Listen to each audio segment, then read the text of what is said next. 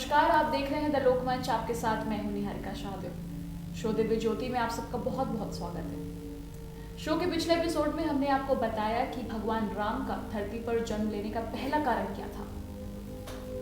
आज फिर से आचार्य संदीप पांडे हमारे साथ मौजूद हैं, जो बताएंगे कि भगवान राम का धरती पर जन्म लेने का दूसरा कारण क्या था। बहुत बहुत स्वागत है आचार्य जी आपका। जी नमस्कार। मंगलम भगवान विष्णु मंगलम गरुणध्वजः मंगलम पुंडरीकाक्षः मंगलाय तनो हरिः। एक बार बोलिए विष्णु भगवान की जय। निहारिका जी, ये बहुत ही अच्छा प्रश्न है आपका। अपने दर्शकों से मैं निवेदन करूंगा कि इसमें जो भी कथाएं मैं बताने का प्रयास कर रहा हूं आप लोगों का, आपके बीच का ही हूं, इसलिए कोई भी अगर आपको कुछ समझ में आए तो इस पर ज़रूर आप लोग जो है अपनी प्रतिक्रियाएं दें हमें। और अगर कुछ हिंदू सनातन धर्म से जुड़ी हुई कुछ भी बातें आपको लगता है कि इस विषय पे चर्चा होनी चाहिए तो आप कमेंट बॉक्स में जाकर के आप लिखिए। अभी निहारिका जी ने कहा है कि भगवान के अवतार लेने की कथा, पहली कथा में मैंने बताया कि नारद जी ने जब भगवान को श्राप दे दिया तो श्राप का एक कारण बना। अब भगवान का जो जन्म होता है उसका एक ही कारण नहीं होता है, उसके कारण अनेक होते हैं। तो दूसरी कथा मैं आपको बताता हूं रामचरित मानस के अनुसार। क्या है? मनु और शत्रुपा की कथा आती है कि मनु शत्रुपा कौन है? वो आदि पुरुष बोले जाते हैं। जो पृथ्वी पे जितने भी पुरुष हैं, ये नहीं कि ब्राह्मण ठाकुर क्षत्रिय वैश्य, ये तो वर्ण व्यवस्था तो बाद की बातें हैं। जितने भी पुरुष इस धरती पे हैं सब मनु और शत्रुपा की ही संतानें हैं। क्योंकि जब देखो कई सारे कल्प बीतते रहते हैं, तो उसी कल्पों में जब कल्प बीत जाता है तो प्रलय हो जाती है, सब कुछ समाप्त हो जाता है। तो भगवान विष्णु ने मनु और शत्रुपा को बचाया और उनके द्वारा फिर सृष्टि को जो है आगे की तरफ बढ़ी। कहते हैं मनु शत्रुपा की कथा बताता हूं कि किस प्रकार जो है मनु शत्रुपा ने भगवान से वर मांगा और किस प्रकार की तपस्या की है, उसके विषय में एक प्रकाश में डालता हूं। और जो हमें जानकारी है, जो मैंने अध्ययन किया, उसके हिसाब से मैं आपको बताने का प्रयास करूंगा। कहते हैं स्वयंभू मनु अरु शत्रुपा जिनते भई नर सृष्टि अनुपा।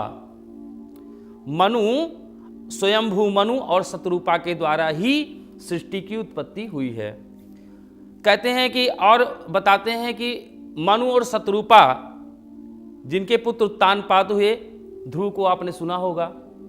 ध्रुव उत्तानपाद के ही पुत्र हुए, जिन्होंने भगवान विष्णु की सेवा की। जब बैठे हुए थे, पिता की गोद में बैठे हुए थे, और क्या किया, उनकी माता, जो छोटी माता होती है, वो आकर के उतार देती है। कहती है तुम्हें अगर जो है पिता की गोदी में बैठना है तो तुम्हें हमारे कोख में पैदा होना चाहिए था, तुम्हें हमारे जो है से जन्म लेना होगा अगर जो है राजा की गोद में बैठना चाहते हो। उसी समय ध्रुव जी जो है गए, अपनी माता से बताया कि ऐसी सी बात है और मैं जा रहा हूं। और उन्हें जो है अंत में वो जंगल में चले जाते हैं।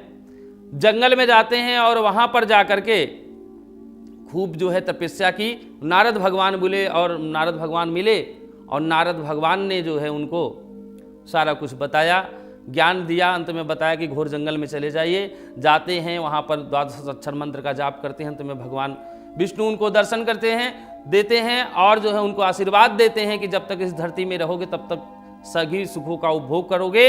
अंत में आज भी ध्रुव तारा उत्तर की दिशा में सबसे चमकता हुआ तारा नजर आता है, वो ध्रुव है। आगे की कथा में चलता हूँ, क्योंकि कथाएं आगे की तरफ बढ़ जाएंगी तो समय लग जाएगा। तो मैं आता हूँ मनु और शत्रुपा की कथा पे।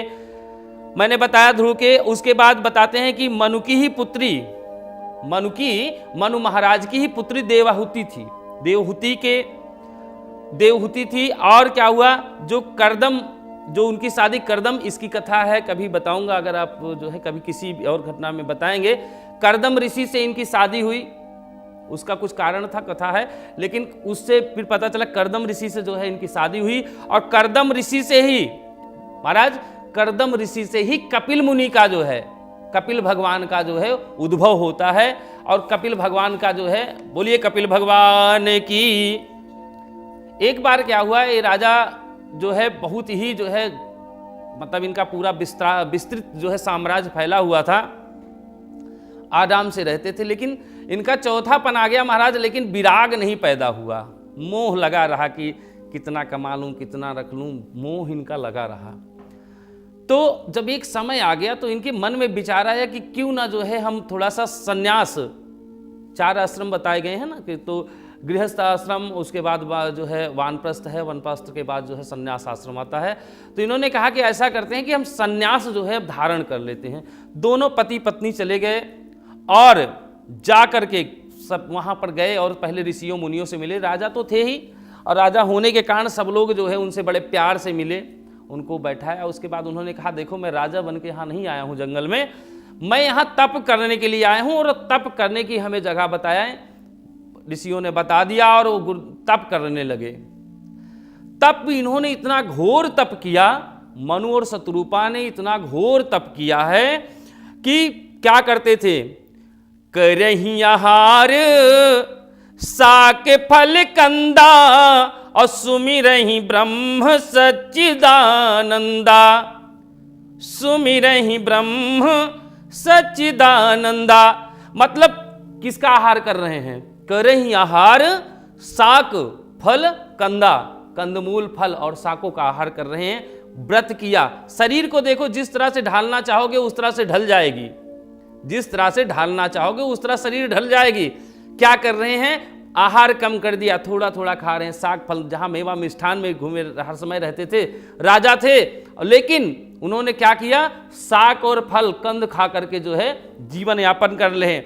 उसके बाद 6000 कितने वर्ष, 6000 वर्षों तक उन्होंने क्या किया था, 6000 वर्षों तक केवल जो है जल का आहार करते थे। मनु और शत्रुपा ने ऐसा व्रत, ऐसा जो है तप किया है कि 6000 वर्षों तक जो है सिर्फ क्या किया, केवल जल का उन्होंने पान किया है, उसके बाद कुछ भी नहीं खाया।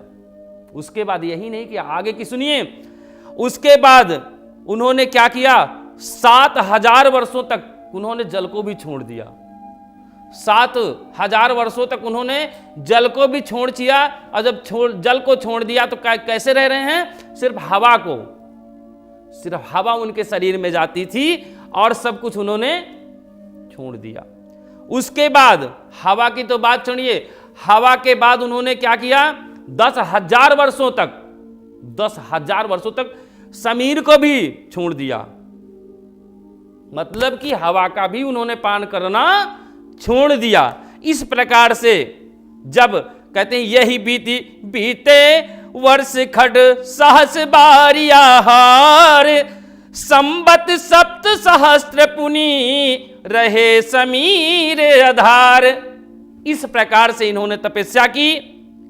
तब जो है कई बार ब्रह्मा आए, कई बार विष्णु आए, महेश आए, बार बार कहा नहीं हमें तो ब्रह्म ही चाहिए, जो ब्रह्म है, जो ब्रह्मा विष्णु और महेश को भी जो है उत्पन्न करने की शक्ति रखता है। कहा मेरे को तो ब्रह्म चाहिए, ब्रह्म से ही मैं बात करूंगा, तुम ब्रह्मा हो चले जाओ, हमें ब्रह्म की जरूरत, तुम्हें ब्रह्मा की जरूरत नहीं है, हमें शंकर की जरूरत नहीं है, हमें कौन चाहिए, हमें तो ब्रह्म चाहिए।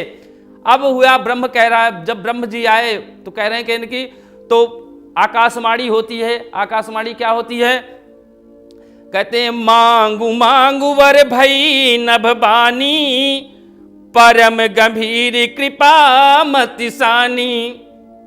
मतलब कहते हैं कि आपको जो भी मन चाहिए वो आप मेरे से मांग लीजिए, मैं दे दूंगा आपको। कहा ऐसे नहीं महाराज, ऐसे नहीं, आपको अगर देना है तो मेरे सामने आइए। जब इस प्रकार की जब आकाशवाणी हुई है ना, उनके जो शरीर थे ना, क्योंकि हाड़ मांस के शरीर ही सर पटाई गई, हाड़ ही था जो बताइए इतने दिन से कुछ खाएगा नहीं, कहां से रहेगा शरीर में कुछ। दोनों पति पत्नी उसी प्रकार से हो गए थे जिस प्रकार वो वन में आए थे। और शायद सच्चिदानंद भगवान जो ब्रह्म हैं उनके आगे जो है हार करके उनको जो है अपने स्वरूप में आना पड़ा। आए और कहा कि जो मांगना हो सो मांग लो, तुम्हें कुछ अदेय नहीं है, जो भी मांगोगे सो मिल जाएगा। और भगवान जब सामने उपस्थित होते हैं तो उनकी शोभा सुनिए, मैं बता रहा हूं। कहते नील सरोरुह नील मणि, महाराज नील सरोरुह नील मणि, नीर नीर धर श्याम, लाजहि तन शोभा निरकी, कोटि कोटि सतकाम। लाखों कामदेव, पुरुषों में सबसे ज्यादा सुंदर कौन है? कामदेव, और स्त्रियों में सबसे सुंदर रति है। कहते हैं हजारों कामदेव की शोभा को भगवान जो है फेल कर रहे हैं। उस समय जिस समय उनकी मूर्ति देखते हैं ना दोनों, उनको मोह हो जाता है। मोह हो गया। अब कहते क्या हैं? कहा कि महाराज भगवान कहते हैं कि दान शिरोमणि कृपा निधि, नाथ कहूं सतभाव, चाहूं तुम्हें समान सुत, अप्रभु सन कवन दुराव। कह रहे हैं महाराज हमें जो है, महाराज इतनी आपकी सुंदर छवि है, मैं चाहता हूं कि इसी प्रकार का हमारे यहां भी एक बालक पैदा हो। कहा कि ठीक है। कहा कि भगवान ने कहा कि अब मैं अपने समान कहां खोजने जाऊंगा? कहा आप सरिस, कहा आप सरिस खोजऊं कह जाई, अनृप तव तनय होब मैं आई। कहा महाराज अब मैं कहां जाऊंगा अपने जैसे खोजने? ठीक है, मैं जो है अब आपको पुत्र रूप में ही प्राप्त होऊंगा। और एक चीज कह दिया, ऐसा नहीं है कि भले मेरे को देश दुनिया समाज कुछ भी कहे, देश दुनिया समाज हमें कुछ भी कहे, लेकिन ये नहीं है कि तुम भगवान हो तो पता चले हमारे यहाँ पैदा करो हो जाओ और पता चले कि हम ही से कह दो कि पूजा करो। ऐसा नहीं, आप हमें बच्चे के ही तरह मिलना वहाँ पे, और आप पर प्रेम हो मेरा।